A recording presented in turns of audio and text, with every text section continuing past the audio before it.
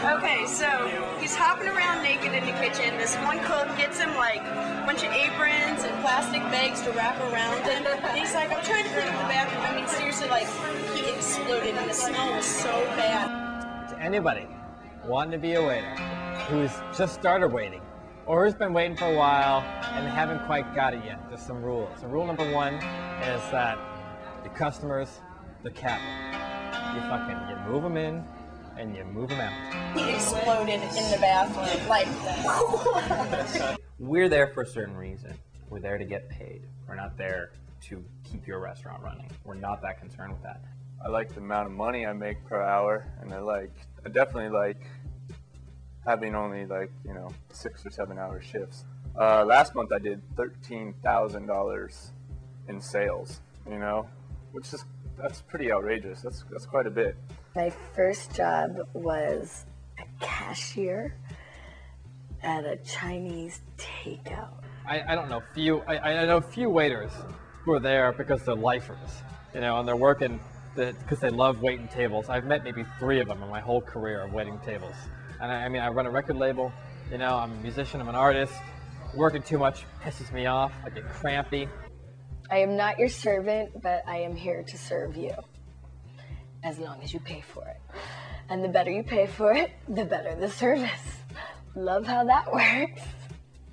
It's like the herd mentality. Like, you get in front of a counter or you get in front of a menu and all of a sudden, you're done. It makes me feel good if I'm getting everything done right and I'm serving everybody on time and everything running smooth. That makes the whole experience enjoyable in some aspect. You feel like you're on your game or something like that. It's almost, I guess it is a game. It's not almost a game. It's like a game. And Interestingly enough, I think people are pretty receptive to the human element. You have to know what that person's thinking before they think it, so you know how to react to it. Because there's nothing worse than a confrontation in public with strangers, Loud music, dancing, drunk people.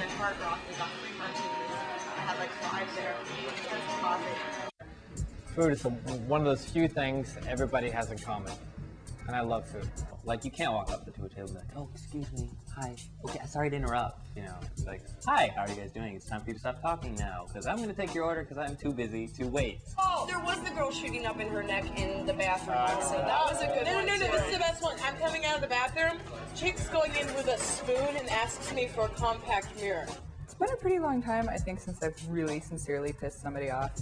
Threw up on the counter, went out front, threw up out there, wouldn't pay for his check. We ended up having to call the police. He's kicking the front window, trying to break it. I was completely freaking out.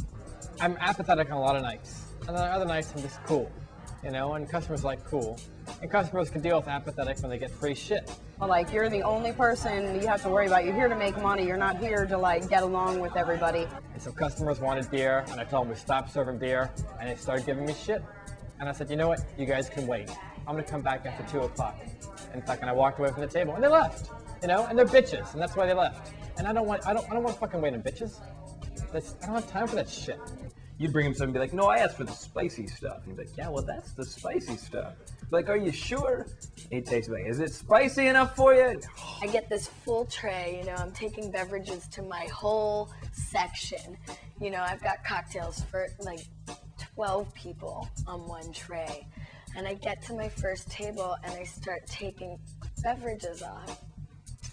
And this woman decides to help me take the beverage off my tray. And it goes flying, it's all beer and red wine. It goes all over me, it goes all over her husband. She's like, look what you did! Look what you did to my husband! Ah! And she's flipping out on me. The blonde troops with Banana Republic outfits, they'd come in together and be like, is my party sitting down already? I was like, isn't that your party? You can't. They had a script for us that we're supposed to follow, this little example. Hi, my name's Tim, I'll be your server tonight, and blah, blah, blah.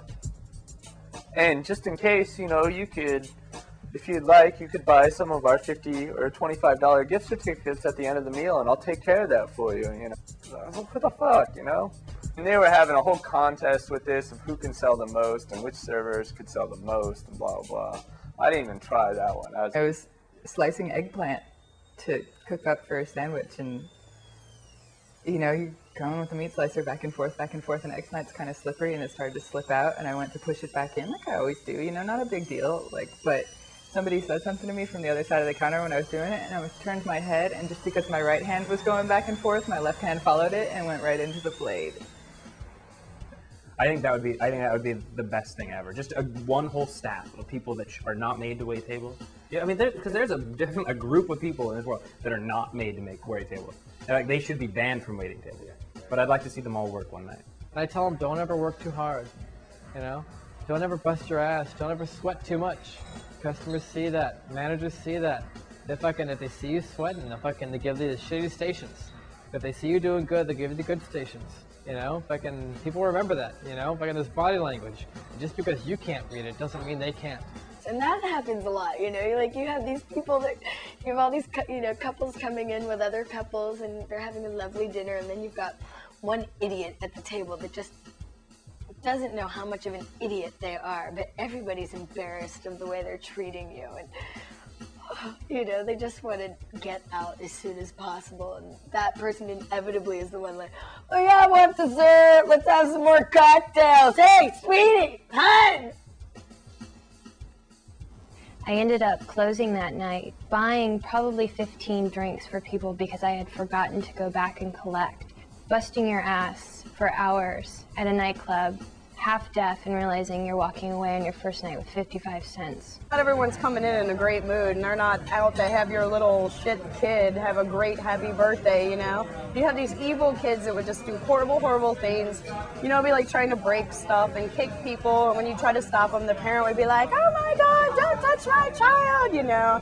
If the food's not coming out fast, all the attention's focused on you, the server. You're the intermediary between them and the restaurant, and so, you know, you can get a lot of bad flack, and people are looking at you all pissed off, and like they're ready to tear your head off just because their food's not coming out, which I kind of understand. I mean, when I get hungry, I can get pretty pissy sometimes. So, Baby, hey baby,